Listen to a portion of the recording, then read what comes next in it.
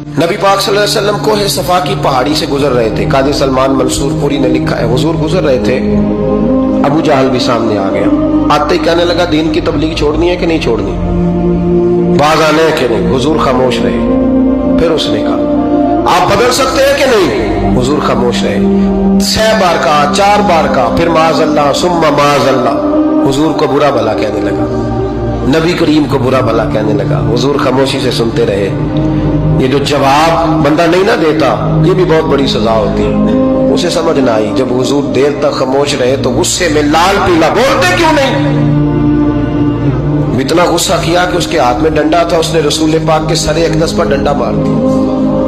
हुजूर ने सर पे हाथ रखा और अल्लाह के हबीब घर की तरफ चले गए, बोले नहीं। अब्दुल्ला बिन जदान की लौंडी देख रही थी, वो नीचे उतरी पहाड़ी से तो हजरत अमीर हमजा हुजूर के चचा शिकार खेल के आ रहे। वो खातून सामने जाके खड़ी हो गई, कहने लगी, अमीर हमजा, मोहम्मद इब्ने अब्दुल्ला सल्लल्लाहु अलैहि वसल्लम को अबू जहल इसलिए मारता है कि उनका वालिद कोई नहीं, कोई पूछेगा नहीं, बरादरी सारी मुखालिफ हो गई, इसलिए मारता है। तू बड़ा दलेर है, शिकार खेलता है, भतीजे का नहीं पता। ये ना होते हैं, चचा को भी बड़ा ही प्यार होता है भतीजों। डरते हैं कई दफा लोग बीवी से, दाएं बाएं वालों से बात नहीं करते, लेकिन ना भाई के बच्चे भी प्यारे लगते हैं। मेरे अपने वालिद के पोते हैं, वो प्यारे लगते हैं आते जाते।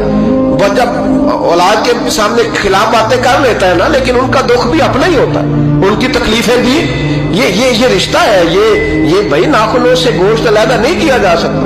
ये अल्लाह के बनाए हुए रिश्ते, ये प्यारे लगती है, अपने बाप की नस्ल ये अच्छी लगती है।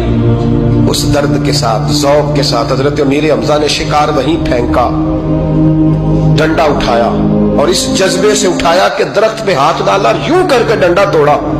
अबू जहल बैठा था में काबा में, पूछने लगे, कहाँ है। वो बैठा है लोगों के बीच। जाके पहले बुरा भला का, फिर जोर से डंडा मारा। तेरी जुर्रत कैसे हुई मेरे भतीजे को हाथ लगाने, ताकत कैसे हुई तूने मेरे भतीजे को मारा। तू जुर्रत करना मैं देखता हूं, तू कैसे आज के बाद ये हरकत करता है। उसे पता था कि हजरत अमीर हमजा कितने दलेर हैं, और दलेर भी है और इस वक्त पूरे जज्बे में भी है। उसने जुर्रत नहीं की हिलने की भी, चुप रहा। हजरत अमीर हमजा रज़ी अल्लाह ताला अन्हु सैयदा खदीजतुल कुबरा के घर आए। अम्मा जी हुजूर को पट्टी कर रही थी इतनी देर।